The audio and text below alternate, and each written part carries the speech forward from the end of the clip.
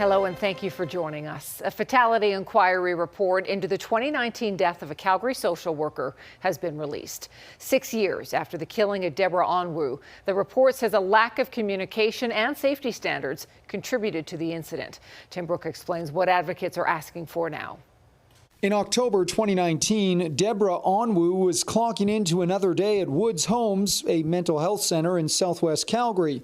It was the last shift she'd ever work. Even though skilled workers are at risk, without safe workplaces, legislation, and protective policies, tragedies do happen. Onwu was stabbed to death by her 18-year-old client, Brandon Newman. He has since pled guilty to second-degree murder. A new fatality inquiry into Onwu's death highlights several concerns that may have contributed. Today, we're calling on the Alberta government to accept those recommendations and commit to implementing them in the fall sitting. The first two of four main recommendations call for more information sharing between agencies and between employers and their workers. In 2019, Onwu was not informed her client had previously attacked another caseworker, and she was working alone. The turnover rate across all agencies is very high.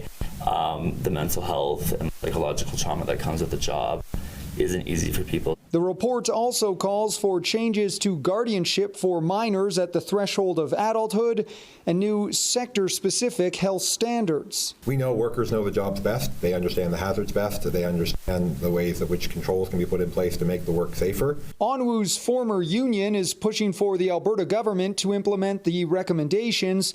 The province tells CTV News the departments from involved ministries will review any recommendations to determine whether changes to our current policies or practices are needed. The union wants to see action now to protect the next Onwu. During the inquiry, the inspector said it himself. The employer was found to be in compliance with Alberta legislation. So what does that say about the legislation?